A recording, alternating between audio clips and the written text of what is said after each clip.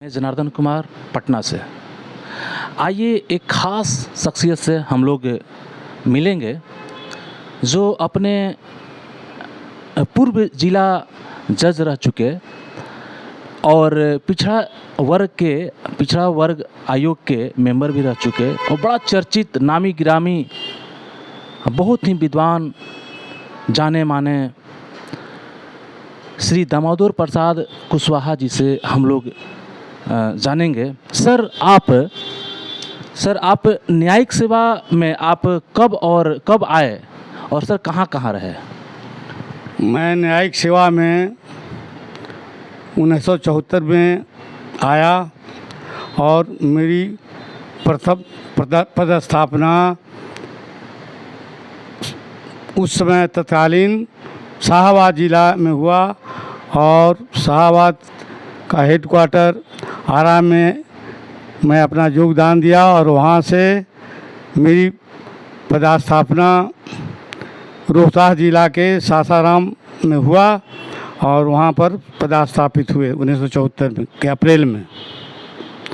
और वहाँ अपना कार्यकाल समाप्त करने के बाद वहाँ से मेरी बदली सीतामढ़ी ज़िला में सीतामढ़ी व्यवहार न्यायालय में अनुमंडल न्यायिक दंडाधिकारी के पद पर हुआ और वहाँ पर मैं 76 के जनवरी में वहाँ पदस्थापित हुए, वहाँ अपना पदभार ग्रहण किया और वहाँ पर सदर सब डिवीज़न सीतामढ़ी में था, पहले वहाँ गए। उसके बाद वहाँ पर सीतामढ़ी पूर्वी अनुमंडल में अनुमंडल न्यायिक दंडाधिकारी रहे और वहाँ पर हमको संज्ञान लेने का भी अधिकार प्राप्त था। वहाँ पर करीब 3 वर्षों का कार्यकाल रहा सीतामढ़ी में और सीतामढ़ी से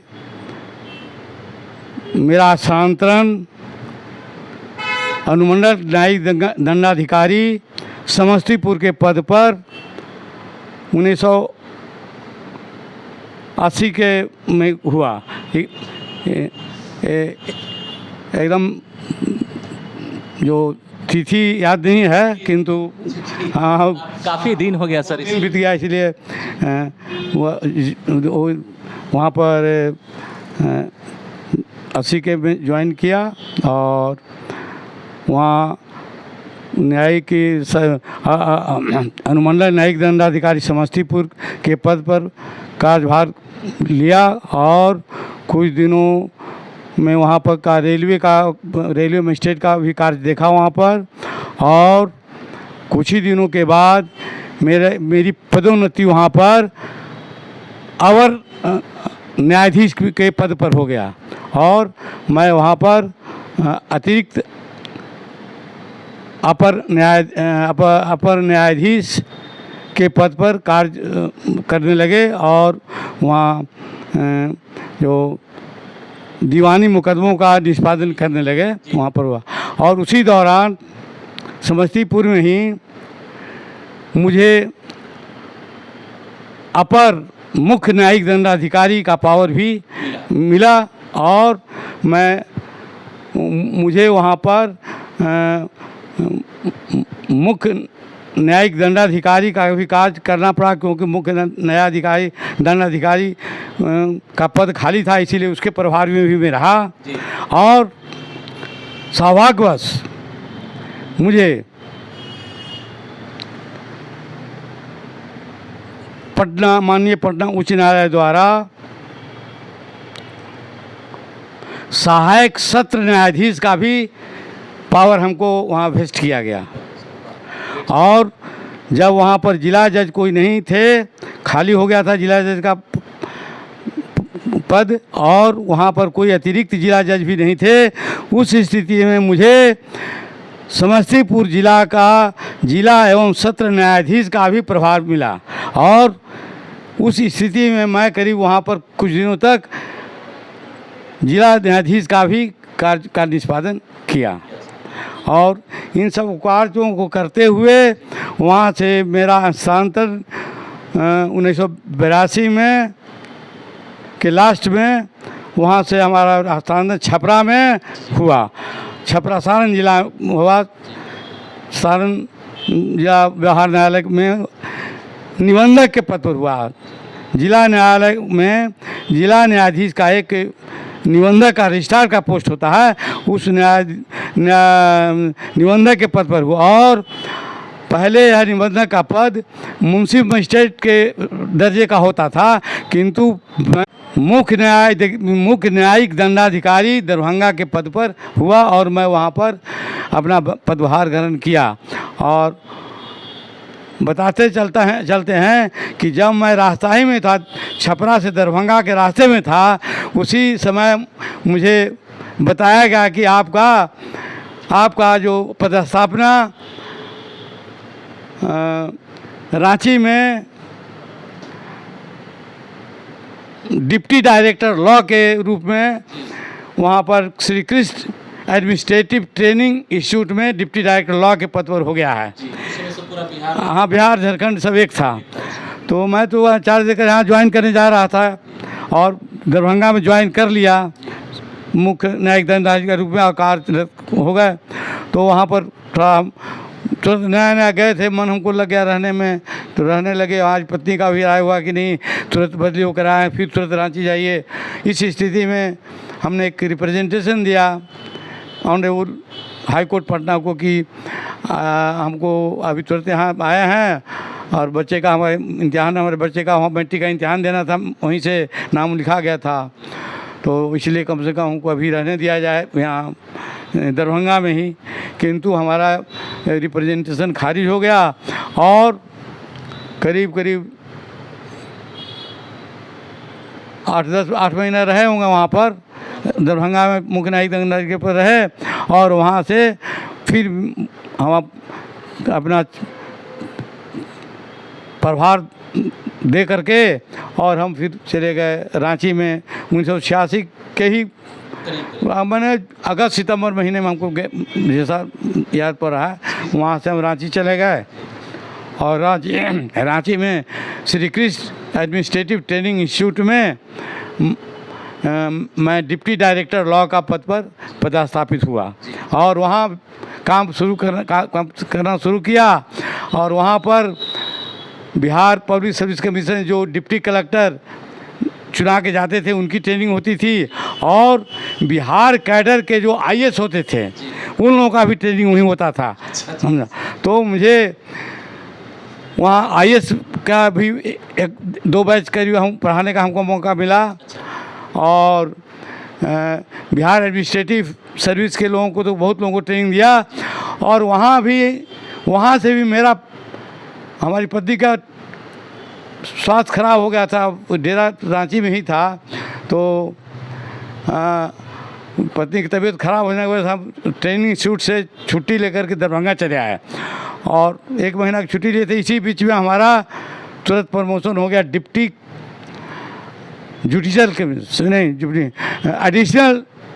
एडिशनल जुडिशियल कमिश्नर रांची के पद पर रांची बिहार न्यायालय में हमारा पदस्थापना हो गया प्रमोशन के बाद। तो 2 ही हमारा पद ट्रेनिंग इंस्टीट्यूट में हम 3-4 महीना रहे, जिसमें 2 महीना छुट्टियों में थे और प्रमोशन हो गया। उसके बाद गए तो एडिशनल जुडिशियल कमिश्नर रांची के पद पर पदभार ग्रहण किया। किंतु वहाँ भी अपना न्यायिक काम करते थे, किंतु हाई कोर्ट से हमको आदेश हो गया कि डिप्टी डायरेक्टर लॉ का पोस्ट खाली जब तक है तब तक आप ही जाकर वहाँ पर ट्रेनिंग दें। तो हम वहाँ से अपना समय निकाल करके वहाँ का न्यायिक कार्य करके Shri Krishna training administrative institute में जुडिशियल अफसर जो वहाँ जाते थे ट्रेनिंग में उनको भी लॉ पढ़ाते थे, और डिप्टी कलेक्टर से और आईएएस के कैडर के जो लोग वहाँ जाते थे उनको भी लॉ का हम पढ़ाते थे। ये पढ़ाने का मौका मिला, हमको सौभाग्य प्राप्त हुआ। और वहाँ पर करीब हम दोनों ट्रेनिंग मिला के हम 3 वर्ष से ज़्यादा रांची में रह गए। हाँ, और रांची से मेरा तबादला मोतिहारी में हो गया, एडिशनल डिस्ट्रिक्ट एंड सेशन जज में ट्रांसफ़र जो हो गया। तो चूँकि मोतिहारी में मेरी लड़की की शादी है और मेरे कुटुंब वहाँ पर हैं जो कि बड़े लैंडलॉर्ड थे और उनका अपना दीवानी फौजदारी मुकदमा भी बिहार न्यायालय मोतिहारी में लंबित था, इसीलिए मेरा जाना वहाँ उचित नहीं था। इसीलिए मैंने एक अभ्यावेदन माननीय उच्च न्यायालय पटना में लिखा कि साहब वहाँ पर मेरा संबंध है और उन लोग बड़े लोग हैं, धनीमानी लोग हैं और उन लोगों का मुकदमा भी न्यायालय में लंबित है, इसीलिए हमारा वहाँ पर पदस्थापना न्यायोचित नहीं है। इसीलिए हमारा पदस्थापना को वहाँ पर रद्द करके हमारा लड़का लड़की रांची में पढ़ते हैं लोग, अभी तत्काल रांची के आसपास में कहीं हमको पदस्थापित कर दिया जाए। किंतु आवेदन बहुत दिनों तक लंबित रह गया, कोई आदेश नहीं हुआ। तो उस समय के तत्कालीन मुख्य न्यायाधीश रांची गए हुए थे, तो मैंने उचित समझा कि हम मार्गदर्शन प्राप्त कर लें, कितना दिन हो गया हमारे आवेदन पर कोई आदेश नहीं प्राप्त हुआ है। तो वहाँ पर हम उनसे माननीय मुख्य न्यायाधीश से मुलाकात कर अपनी सारी समस्या को बताया। तो माननीय मुख्य न्यायाधीश ने सलाह हुआ कि आप पहले मोतिहारी जाके अपना पदभार ग्रहण कर लीजिए, उसके बाद आपके स्थानांतरण पर विचार किया जाएगा।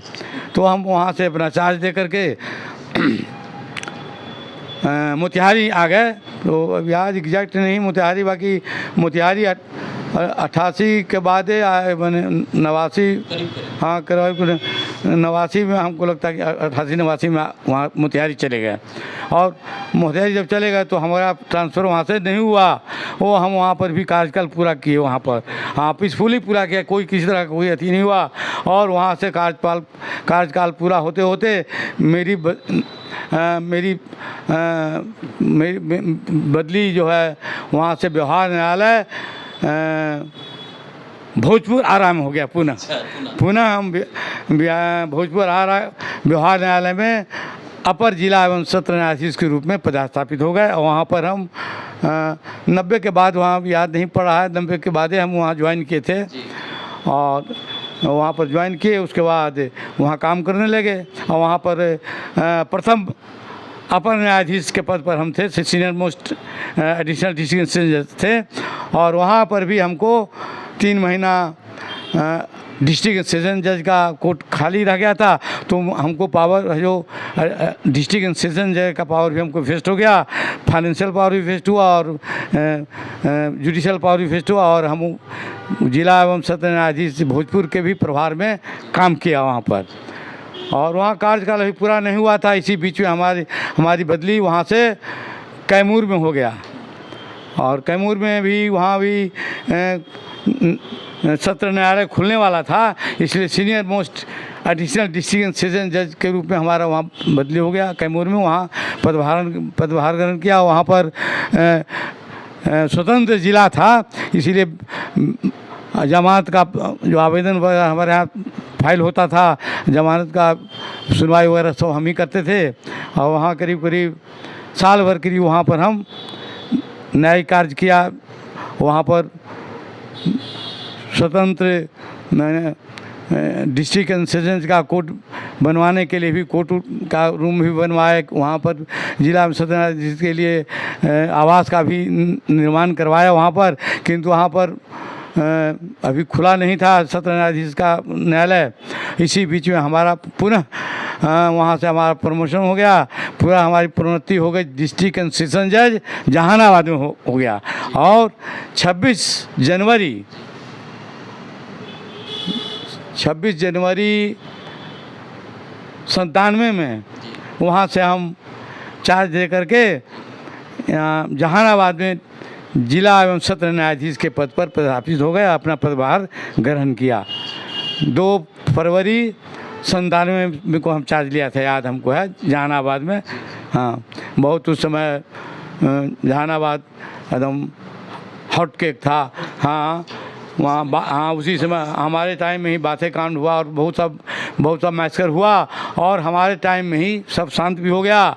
और इकोनॉमिक ब्लॉकेट वगैरह का भी मामला था, उसको भी वहाँ शांत हुआ, हमारे टाइम से सब नॉर्मल हुआ। वहाँ भी बहुत सा कार्य किए, न्यायिक कार्य किया, एडमिनिस्ट्रेटिव कार्य किया, जिला न्यायाधीश का आवास का निर्माण करवाया, वहाँ जिला सत्र न्यायाधीश का स्वतंत्र कोर्ट नहीं था, उसका कोर्ट के लिए भी ज़मीन एक्वायर करवा के ज़मीन का नक्शा उक्सा मकान का सब पास करवा के वहाँ पर निर्माण शुरू करवाया। इसी बीच में वहाँ से हमको 99 के में हमारा वहाँ से, अब याद एग्जैक्ट नहीं मालूम, डेट याद पड़ रहा है कि 99 वहाँ से हमारा फिर स्थानांतरण नालंदा में जिला एवं सत्र न्यायाधीश के पद पर हो गया, नालंदा बिहार शरीफ में। और वहाँ जा कर के हम ज्वाइन किया, नालंदा में ज्वाइन किया, नालंदा में रहे, वहाँ पर कार्य का निष्पादन किया। नालंदा में, हिलसा में एडिशनल डिस्ट्रिक्ट एंड सेशन जगह कोर्ट खुलवाया। राजगीर में अनुमंडल न्यायिक दंडाधिकारी का कोर्ट का निर्माण करवाया। इस तरह बहुत सा कार्य किया और बहुत लोगों को से मिलने का मौका मिला। राजगीर में बहुत वीआईपी लोगों का विजिट होते रहता था। मुख्य न्यायाधीश का दूसरे हाई कोर्ट के न्यायाधीशों को वहाँ पर आगमन होते रहता था, सभी को मिलने का हमको मौका मिला। उसके बाद वहाँ पूरा 3 साल का कार्यकाल नहीं हुआ था। इसी बीच में हाई कोर्ट से हमको टेलीफोन गया कि आप वो पटना हाई कोर्ट में माननीय मुख्य न्यायाधीश लाना चाहते हैं, क्या वो कहना है। तो भैया मैंने कहा कि जो मुख्य न्यायाधीश का जो हमारी ज़रूरत है वहाँ पर, तो जहाँ कहेंगे वहाँ हम जाएंगे। तो वहाँ से हमारा अभी नोटिफिकेशन भी नहीं हुआ था, हमकी नोटिफिकेशन जब ट्रांसफ़र का होगा तब जाएंगे। तो कहीं नोटिफिकेशन होते रहेगा, आप चले आइए। तो वहाँ से अपना चार्ज दे करके मौखिक था, मौखिक हाईकोर्ट से निर्देश था, उसी आधार पर वहाँ senior most additional district charge दे करके हम पटना हाईकोर्ट में रजिस्ट्रार एडमिनिस्ट्रेशन के पद पर पदस्थापित हुए। ये हुआ ये 2001 में आए वहाँ से, हाँ 2001 में आए वहाँ से। 2001 में पटना हाईकोर्ट में रजिस्ट्रार एडमिनिस्ट्रेशन के पद पर कार्य किया, जिसके अंदर पूरे बिहार के जितना अधीनस्थ न्यायालय था सभी का एडमिनिस्ट्रेशन हमको देखना था, छुट्टी से लेकर के सारा का ट्रांसफ़र, वहाँ बहुत तरह का मिशनरी वर्क था। हाईकोर्ट और हाईकोर्ट का जितना काम था, एडमिनिस्ट्रेटिव काम था, सब का देखा, सबका निष्पादन किया और सब सुचारू रूप से चल रहा था। किंतु अचानक हमको 2001 समाप्त होते होते 2001 समाप्त होते हुए 2001 में एक मैंने समाप्त हो गया, 2 में आ रहे थे, 2 का जनवरी था। तो फिर हुआ कि आपको यहाँ से ज़िला में जाना है, हाई कोर्ट से फिर ज़िला में जाना है। तो ये बहुत हमको नागवार लगा कि बहुत हमारे कैरियर पर ही धब्बा लग रहा है। ऐसे मेरे दिमाग में आया कि जब हमको कोई कारण नहीं है, जब हमारा नालंदा से यहाँ पर ट्रांसफ़र हमारा भी होने वाला नहीं था, ड्यू नहीं था, तो हमको बुला लिया गया। और यहाँ से भी हमारा ट्रांसफ़र ड्यू नहीं है, अभी हम 1 साल भी हमारा अभी नहीं पूरा हो रहा है। उसके बाद बीच में हमको यहाँ से जब हटाया जा रहा है ज़िला में, तो यह मेरे लिए ठीक नहीं है। तो मैंने माननीय मुख्य न्यायाधीश से मौखिक रूप में हम कहा कि महोदय हमको ऐसे सुनने में आया है, ऐसी स्थिति में। तो मुख्य न्यायाधीश ने भी हम का सपोर्ट किया, इनके यहाँ कुछ ऐसी परिस्थिति आ गई है कि हमको यहाँ से कोई स्टिग्मा आपके ऊपर है, कोई कमी नहीं आप में है, किंतु कुछ परिस्थिति ऐसा हाई कोर्ट के सामने है कि आपको यहाँ पर हम लोग नहीं रख सकते। आपसे जूनियर आदमी यहाँ पर रजिस्ट्रार जनरल होकर के आ रहे हैं, तो इसीलिए आपको हम लोग, तो आप कहीं का चॉइस दीजिए। तो हम कहा कि सर चॉइस कहाँ दें, हम सोच के बोलेंगे।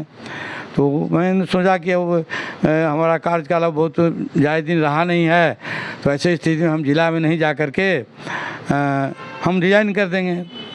किंतु फिर सेकंड थॉट दिया, हमारे बच्ची की शादी भी बाकी था करना, ये सब। तो हम यह सोच कर दिया कि हमको अगर पटना से हाई कोर्ट में नहीं रखा जाता तो हमको पटना का जिला सत्र न्यायाधीश का पद खाली हो रहा है, चूँकि वही हमसे जूनियर थे जो कि रजिस्ट्रार जनरल होकर के आ रहे थे। तो हमको पटना डिस्ट्रिक्ट एंड सेशंस के पोस्ट पर हमको पदस्थापित किया जाए। किंतु बहुत बड़ी कठिनाई यह थी कि मेरा जन्म पटना ज़िला में हुआ है और मेरी शादी भी पटना ज़िला में है और मैं पटना ज़िला में मैट्रिक से लेके एमए लॉ मैंने सारी पढ़ाई पटना ज़िला में ही किया था।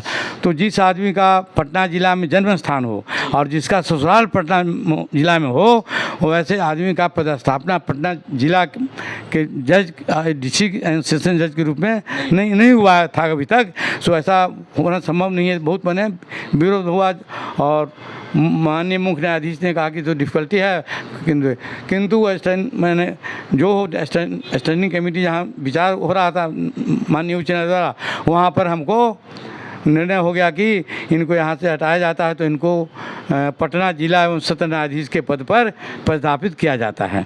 और नोटिफिकेशन हो गया। माननीय मुख्य न्यायाधीश ने हमको ओरली भी कहा कि I have posted you at Patna despite home district. तो मैंने उनको थैंक्स वगैरह दिया, थैंक्स सर, बहुत अच्छी बात। और उसके बाद यहाँ से वही फरवरी का महीना था हमको लगता है, यहाँ से फरवरी 2002 में हम यहाँ से चले गए पटना डिस्ट्रिक्ट एंड सेशन जज का प्रभार लिया और वहाँ पर काम करने लगे। और बहुत तरह का हुआ कि काम नहीं होगा, पटना में जिला में इनका घर है, ये है, कैसे होगा, किंतु किसी तरह कोई दिक्कत नहीं। बहुत माने न्यायप्रिय ढंग से और बढ़िया से हम काम करते रहे और बहुत सा कार्य करवाया। परमानेंट लोक अदालत का स्थापना करवाया मैंने यहाँ पर। और पटना हाई कोर्ट में जब हम रजिस्ट्रार थे उसी समय हमको Bihar state legal services authority का भी मेंबर सेक्रेटरी बनाया गया था। और Patna high court legal services authority का भी हमको मेंबर सेक्रेटरी बनाया गया। उसका भी कार्य मैंने निष्पादन किया। और उसके बाद जब पटना में आए तो Patna district legal services authority के हम अध्यक्ष भी रहे और उसके नाते हम यहाँ पर परमानेंट लोक अदालत का आयोजन करवाया। और सबसे पहले हिंदुस्तान में जिला एवं सत्र न्यायालय में ई कोर्ट का स्थापना किया। वीडियो कॉन्फ्रेंसिंग के द्वारा केसेस का निष्पादन करवाना शुरू किया। उसके तहत जो मुद्दालय बेऊर जेल से कोर्ट में स्थापित नहीं हो सकता था या उसको कठिनाई थी सुरक्षा के लिहाज से, वैसे मुद्दालय को वहीं पर वीडियो कॉन्फ्रेंसिंग से ई कोर्ट के द्वारा यहाँ पर वीडियो के द्वारा वो बातचीत होता था उसका। हाँ, वीडियो कॉन्फ्रेंसिंग से वो बात होता, जज करते थे, उसको देखते थे और बात करते थे और जवाब देता था। मुद्दालय जो जवाब देता था जज को दोनों को दिखाई पड़ता था। वीडियो कॉन्फ्रेंसिंग से यहाँ पर ई कोर्ट का उद्घाटन मैंने करवाया। और उस समय माननीय S Rajendra Rao next chief justice of India थे, वो आए थे उद्घाटन करने के लिए और उनके द्वारा मैंने उद्घाटन करवाया। और वीडियो कॉन्फ्रेंसिंग के द्वारा कोर्ट चलाना शुरू करवाया उसी समय से। हाँ, तो उसके बाद बहुत जगह हो गया। बाकी उस समय पूरे हिंदुस्तान में पहला बार हुआ। बल्कि हमारे जज साहब बोलते थे माननीय मुख्य न्यायाधीश के एशिया में अभी तक नहीं हुआ है, पहली बार हुआ, उस समय बोलते थे। तो ये काम करवाया। उसके बाद लोक अदालत का भी श्री कृष्ण मेमोरियल हॉल में बहुत बड़ा प्रोग्राम करवाया लोक अदालत का। उसमें उस समय जो सेकंड जज थे वो उनको बुलवाए थे, वो भी आए थे। और ये सब काम करते हुए हमारा कार्यकाल यहाँ समाप्त होने लगा। किंतु हम सीनियर जज थे और भी हमसे एक दो आदमी सीनियर थे। इसी बीच में हमारा उच्च न्यायालय के न्यायाधीश होने के लिए, एलिवेशन होने के लिए नाम का प्रक्रिया चलने लगा। बहुत धीरे थोड़ा हो गया। और जब हम 19 मार्च को हमारा 60 वर्ष उम्र पूरा हो गया, 19 मार्च 2004 को जब हमारा उम्र 60 वर्ष हो गया, सुपरविजन एज हो गया, तब हमारा मैंने यहाँ से नाम रिकमेंड नहीं हुआ, नाम गया, लिस्ट में था नाम। और यह कह करके कि इनका सुपरिन्यूट कर गए, मैंने सेवानिवृत्त हो गई, इसीलिए इनका मैंने विचार नहीं किया गया इनकी प्रोन्नति पर, इनकी नियुक्ति पर। तो उस आदेश के विरुद्ध भी हम पटना उच्च न्यायालय में आवेदन दिया। माननीय उच्चतम न्यायालय में भी अपना आवेदन दिया। माननीय माननीय जो प्रधानमंत्री, राष्ट्रपति एवं प्राइम मिनिस्टर सभी को अपने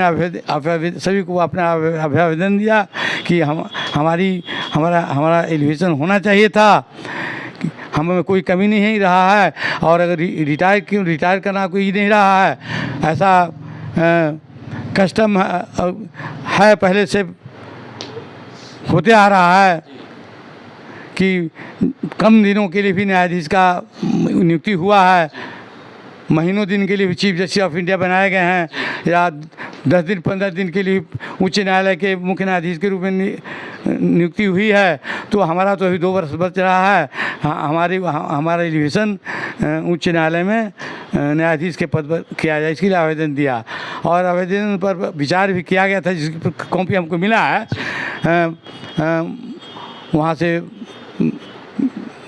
भारत सरकार ने इसका विचार किया था इस पर, और हमारे आवेदन को पटना उच्च न्यायालय को विचार करने के लिए भेजा गया था।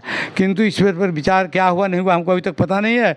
किंतु हमारा टेन्योर लड़ते लड़ते 62 वर्ष की उम्र हमारा समाप्त हो गया और हम वहाँ से सेवानिवृत्त हो गए पटना जिला एवं सत्र न्यायाधीश के रूप से। किंतु इसी बीच में हमारी नियुक्ति बिहार सरकार ने पटना जिला उपभोक्ता आयोग जो अभी बोलते हो के अध्यक्ष पद पर हो गया, और वहाँ पर मैं करीब 5 वर्षों तक काम किया।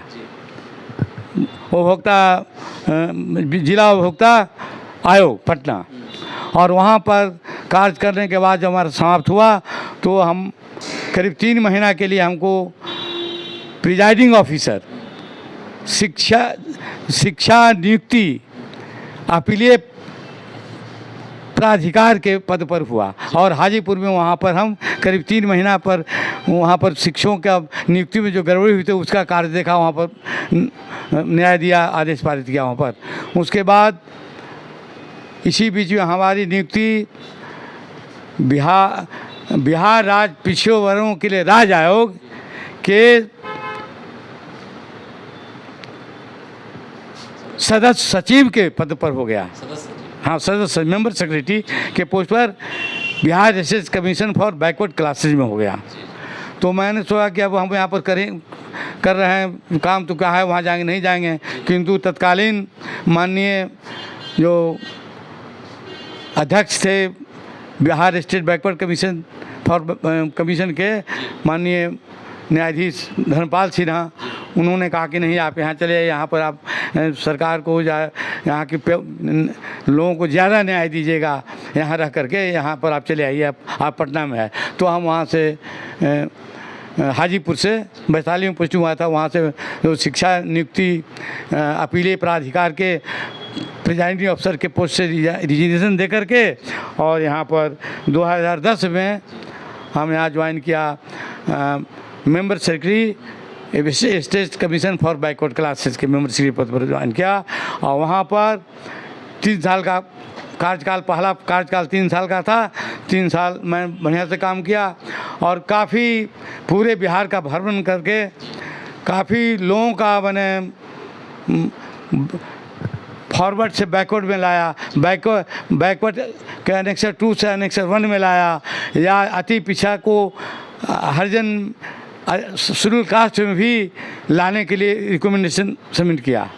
इस दौरान जहाँ तक मुझको याद है, चौरसिया जाति है जिसको पनेरी भी कहते हैं, या हम लोग तमोली भी कहा जाता है, उसको अति पिछड़ा में लाए। पहले पिछड़ा में था, उसको अति पिछड़ा में पूरा भ्रमण करके उसका रिपोर्ट सबमिट हुआ, और उसको अति पिछड़ा में रिपोर्ट सबमिट किया। रिपोर्ट आयोग द्वारा सबमिट होता था, और ब्राह्मण में गिरी वो होता है, गिरी और महाराज इसको कहते हैं, वन पर्वत, ये सब है 10 नाम का है जो ब्राह्मण श्रेणी में रहता है। इसको भी पिछड़ा वर्ग में लाए, इसका रिपोर्ट हम ही सबमिट किया। और एक जागा जात होता है जो भी ब्राह्मण कैटेगरी में आता है, बहुत गरीब है, उसका भी पूरा जहाँ उसकी जनसंख्या थी वहाँ पर घरे घर घूम करके उसका बहुत कम था, कुछ पटना में था, बिहार शरीफ में था, उसके एक एक घर में गए और उसकी स्थिति बहुत ख़राब थी, तो उसको अति पीछा में रिकमेंड किया और अति पीछा हो भी गया। और उस दौरान मैंने अपना नाम में जो मेरा दामोदर प्रसाद है उसके ब्रैकेट में अपना कुशवाहा टाइटल हम जोड़ा, इसीलिए जोड़ा कि चूँकि जाति के आधार पर हम जनगण मैंने हर जगह इंक्वायरी कर रहे हैं, हर जगह पता लगा रहे हैं, जांच करते हैं, तो हमारा जात भी लोग जाने, इसीलिए हम अपना कुशवाहा हम हैं, इसीलिए हम कुशवाहा टाइटल हमको जोड़े हैं। ऐसा हमारा टाइटल दामोदर प्रसाद ही है। सर बहुत बहुत सर, आपने इतना अनुभव और लंबा समय तक कार्यकाल आपने देखा सर। सर हम लोग और आगे जानेंगे आपके बारे में सर, और हम लोग आगे जानेंगे। मेरा कार्यकाल सदस्य सचिव पिछड़े वर्गों के लिए राज्य आयोग का समाप्त हुआ। उसके बाद मैं घर पर ही था। एक आध महीना 2 महीना के बाद पुनः मुझे 3 साल के लिए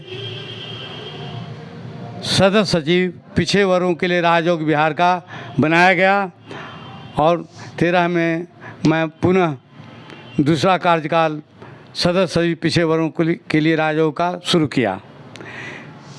दूसरी पारी में भी मैंने बहुत सा जांच पड़ताल किया, जिसमें तेली जाति जो पिछड़ा वर्ग में था उसको अति पिछड़ा करना था, जिसका अभ्यावेदन पहले 2 बार 3 बार खारिज हो चुका था, किंतु इसका पुनः इसका सरकार से विचार करने के लिए कमीशन को आया और कमीशन से पार्टी नियुक्त हो गया जांच के लिए, जिसमें मैं था, दामोदर प्रसाद भी थे और एक आदमी और हमारे साथ थे।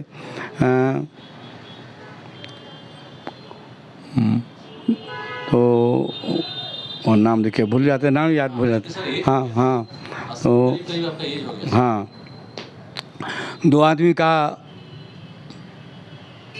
कमेटी बना जांच के लिए, तो पूरे बिहार का दौरा किया और तेली जाति का हर जगह उसकी स्थिति, सब सामाजिक स्थिति, राजनीतिक स्थिति, आर्थिक स्थिति, शैक्षणिक स्थिति, सभी बिंदुओं पर पूरा गहराई से जांच किया गया। और मैंने जांच प्रारंभ बिहार शरीफ से किया। पहला जांच बिहार शरीफ से किया। तो बिहार शरीफ में सर्किट हाउस में थे रुके हुए, हमारे माननीय सदस्य भी थे।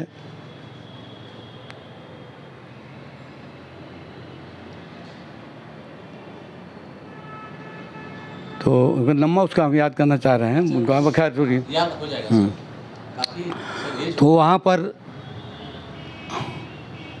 एक 90 साल का वृद्ध आया और कहा कि मैं तेली जाति का हूँ और मुझे कुछ कहना है। अच्छा। हम कहिए। तो उन्होंने कहा कि हम लोग आर्थिक रूप से कमज़ोर नहीं है, ठीक है, खाने पीने में खुशहाल हैं, पैसा वाले लोग हैं, किंतु समाज में हम लोग कोई इज्जत नहीं है। उन्होंने कहा क्यों इज्जत नहीं है? तो नहीं सर, बहुत इज्जत नहीं है और बहुत दिन से, काफ़ी दिनों से आ रहा है कि समाज में हमको हे दृष्टि देखा जाता है।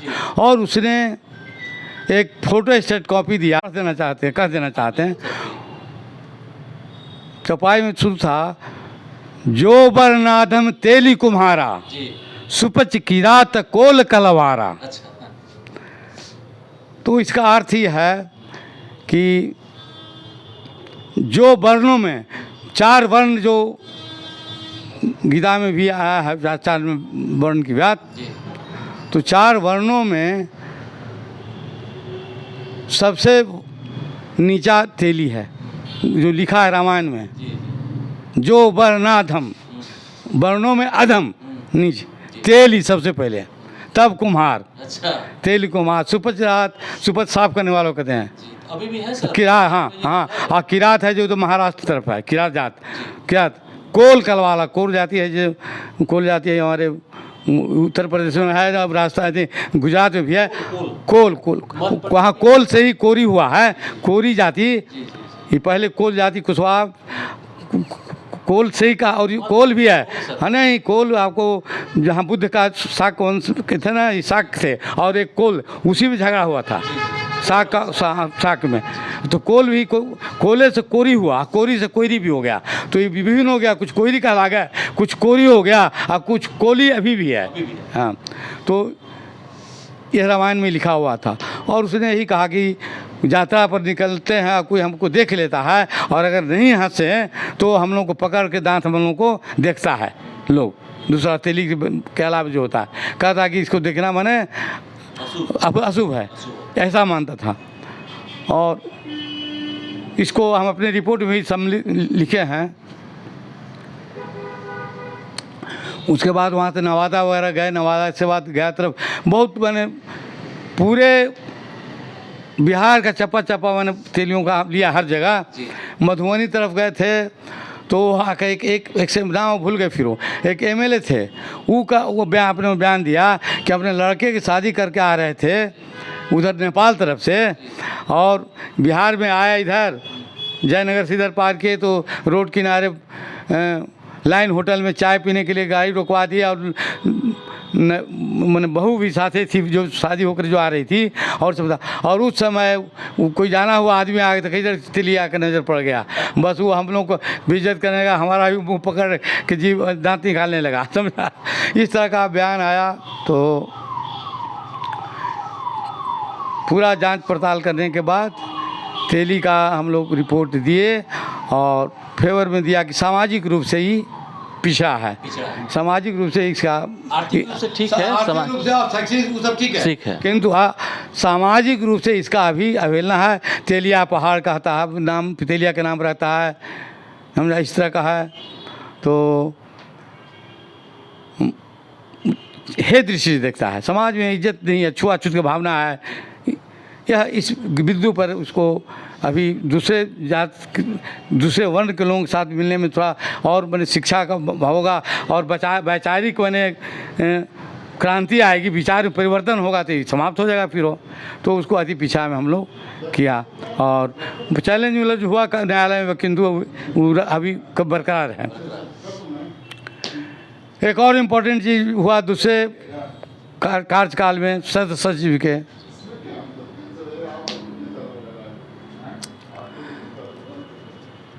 एक डांगी जाति का प्रतिवेदन आया, वो अति पिछड़ा के द्वारा उसमें जांच पड़ताल हुआ था, और कहा उसमें रिपोर्ट आया कि डांगी एक जात है जो बहुत माने कमज़ोर जात है, बहुत माने आर्थिक रूप से, सामाजिक रूप से, शैक्षणिक रूप से, राजनीतिक रूप से सब तरह से कमज़ोर है, इसीलिए इसको अति पिछड़ा किया जाए।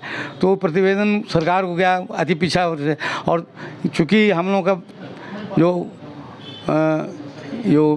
बिहार राज्य पिछड़ा वर्ग आयोग जो है, ये जो इसका लीगल बॉडी है, स्टैट्यूटरी बॉडी है, समझा, ऐसे कानून से बना है, स्टैट्यूट से, इसलिए इसको स्टैट्यूटरी बॉडी कहते हैं। और अति पिछड़ा जो उससे नहीं बना है, अलग से सरकार के आदेश से बना है खाली। तो इसीलिए कोई भी रिपोर्ट वहाँ से हम लोग के यहाँ आता है, तो वहाँ से रिपोर्ट हमारे यहाँ आया कि इसको डांगी को अति पिछड़ा किया जाए। तो सदस्य सचिव के रूप में हम ही को प्राप्त मिला, पहले रिपोर्ट से फाड़ के पढ़े तो देखा कि इसमें इस तरह से, तो उनको अध्यक्ष माननीय अध्यक्ष के संज्ञान में उसको लाया कि इस तरह का प्रतिवेदन आया। तो वो बहुत तत्काल में कहीं शुक्र को आया था, शनिचर बंद है तो और बंद था, कहीं सोमवार को ही मीटिंग में उसको रख दीजिए। तो उसको रिपोर्ट पढ़े तो डांगी जात कोई अलग जात नहीं है, बल्कि बिहार में कुशवाहा ब्रैकेट में कोयरी जाति जो कहलाता है, इसी का एक ब्रांच है डांगी, जिसमें डांगी में भी दो ब्रांच है, एक बड़ी डांगी बोलता है, एक छोटी डांगी बोलता है। और बड़ी डांगी का कि लड़की या पुतोह विधवा अगर हो गई और वह दूसरी शादी कर लिया, तब वह छोटी डांगी हो जाता है। अच्छा। यही मन अंतर है, उसका जो है यही कसौटी है, यही कसौटी है। तो इसीलिए दो भागों में बट गया। उसमें जो बड़ी डांगी अपनी बेटी का विधवा हो गई, शादी दूसरा कर दिया तो छोटी डांगी हो गया, पुतों की दूसरी शादी कर दिया वो छोटी डांगी हो गया, वही है। तो ये डांगी जाति कोई अलग जाति नहीं है, बल्कि कुशवाहा जाति का एक शाखा है। जैसे कुरुमी में अवधिया होता है, सब समार होता है, इस टाइप का होता है, कई ब्रांच उसमें भी है। या ज़्यादा में कृष्णौत होता है, मंझरौट होता है, इस टाइप का उसमें भी है। इसी तरह से कुशवाहा कोयरी जाति में बहुत सा 12-14 को है बिहार में आपका, उसका ब्रांच सब है। कनौजिया है, जरुहार है, गोयता है, इस सब का बहुत सा छोटकी फिर मगहिया है, 22 को है। हाँ, इस तरह से है। तो मैंने पढ़ा तो आपका तो गलत हो रहा है, रिपोर्ट मैंने ठीक नहीं है, ये तो अलग कोई जात है नहीं, ये अगर जात बनाया तो गलत बनाया गया है। तो मैंने कहा कि हम इस रिपोर्ट से हम सहमत नहीं हैं। तो मैंने तत्काल तुरंत मैंने मीटिंग होने के 1 घंटा पहले, मैंने आधा घंटा के बीच में ही मैंने एक प्रतिवेदन, अपना नोट ऑफ डिसेंट तैयार किया और उसके साथ एससी रिस्ले ICS का एक किताब है, caste and tribes of Bihar and Bengal, उसमें इस जाति के बारे में पूरा विवरण लिखा हुआ है कि किस जाति का क्या स्टेटस है। तो उसमें यह स्पष्ट लिखा हुआ कि दांगी जाति है, और ये जो बड़की दांगी है ये कुशवाहा कोयरी के जितने भी ब्रांचेज है उसमें सबसे श्रेष्ठ माना जाता है, आपने श्रेष्ठ मानता है। तो अब मैंने कहा कि हमको ये दांगी जाति में भी बहुत लोग पढ़े लिखे हुए कम भी है, ठीक है, और जब दांगी जाति जो हमारे कुशवाहा कोयरी का सबसे श्रेष्ठ जाति है उसको जब अति पीछा किया जा रहा है, तो उससे नीचे जो दबा कुचला है, जो सोशली और इकोनॉमिकली एजुकेशनली जो बैकवर्ड है, उसको भी अति पीछा में किया जाए। माने दांगी को और साथ साथ कुशवाहा को, दोनों को एक साथ अति पीछा में किया जाए, यही प्रतिवेदन। हमको अति पीछा करने से कोई विरोध नहीं है, किंतु एक का नहीं किया जाए, पूरे कुशवाहा कोयरी को किया जाए और दांगी के साथ साथ और दोनों को मिला के एक जात कर दिया जाए और पूरे कुशवाहा कोयरी जाति को अति पीछा किया जाए। इसी का प्रतिवेदन मैंने दिया। तो बहुत सहमत नहीं थे लोग, और आयोग के मीटिंग में प्रस्तुत हुआ। तो आयोग की मीटिंग में इसको 4-1 से हम अकेले पड़ गए और 4 को मेंबर अलग अध्यक्ष लगा के हो गए। तो मेजोरिटी से ही पास होकर के चला गया सरकार में, बिहार सरकार में। और बिहार सरकार में इसका कुशवाहा के मंत्री वहाँ पर थे, माननीय अवधेश कुशवाहा थे, मनोज कुशवाहा थे, 2 मंत्री उसमें थे, हमको जहाँ पर जाता। किंतु इसका कोई विरोध हुआ या नहीं हुआ, बाकी वहाँ से सरकार से भी दांगी को अति पीछा कर दिया गया और अति पीछा है। और उसका नतीजा आया है कि दांगी का कोई लड़की अगर शादी हो जाता है कुशवाहा में, कोयरी में के किसी ब्रांच में, और वह अगर लेता है लाभ अति पीछा, तो उसको क्रिमिनल केस फेस करना पड़ता है कि आप तो कोयरी हैं। अच्छा। नहीं मिलेगा। या कुशवाहा का कोई लड़की का शादी अगर दांगी में हो गया तो कहता तुम लोग कोयरी हो, तुम दांगी नहीं है, तो उस पर भी केस चलता है। और इस तरह क्यों मेरे संज्ञान में आया है कि केस हुआ है, कुशवाहा के दांगी हो या कुशवाहा, दोनों पर केस हुआ है और जेल तक जाना पड़ गया है। तो ये अच्छा नहीं हुआ। इसके लिए अगर अलग भी हुआ तो दोनों का मैंने उसका एक निर्णय होना चाहिए कि अगर शादी ब्याह होता है तो दोनों, जो दांगी अगर करता है कुशवाहा में तब भी उसको लाभ मिले, और कुशवाहा अगर करता है दांगी तभी उसको भी अति पीछा का लाभ मिले, तब मैंने अच्छा रहेगा। नहीं तो बहुत दिक्कत है। थोड़ा सा सर मैं जानना चाहूँगा कि सर आपका जो फैमिली है सर, आपके बच्चे सर हैं, फैमिली बच्चे के बारे में क्या सब सर अभी लोग हैं? हमारे परिवार के लोग थोड़ा सा। अच्छा,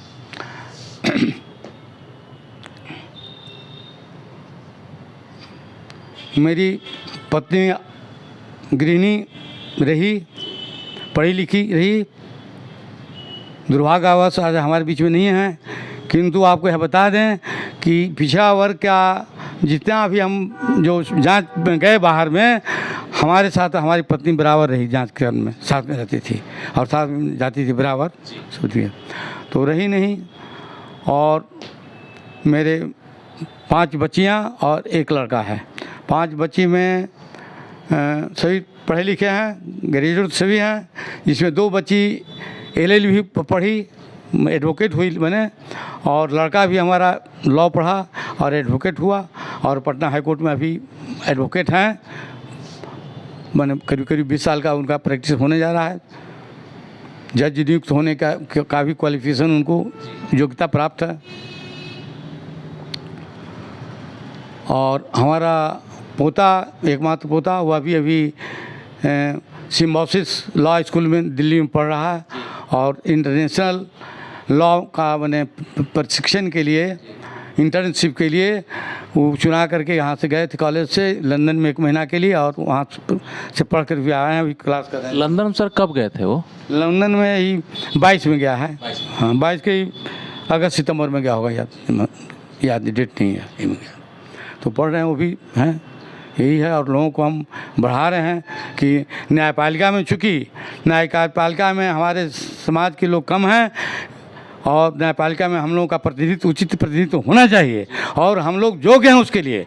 हम ये नहीं कह रहे हैं कि जो हमारी योग्यता अगर नहीं हो तो हमको आप जज मत बनाओ, किंतु हमारी अगर योग्यता है तो हमारी नियुक्ति के लिए विचार होना चाहिए। जो भी नियुक्त करते हों, जो भी इसके अधिकारी हों, उनके संज्ञान में बात आना चाहिए कि कुशवाहा समाज में भी अच्छे अधिवक्ता हैं और अच्छे कानून के अच्छे जानकार लोग हैं, जो कि जज होने के लायक, उच्च न्यायालय के जज होने लायक हैं, और निम्न न्यायालय में जो हैं वहाँ भी जज होने के लायक हैं। हमारी एक पोती, हमारे भाई की पोती, अपने भाई की पोती भी सिविल जज हैं और पटना ही में पोस्टेड है।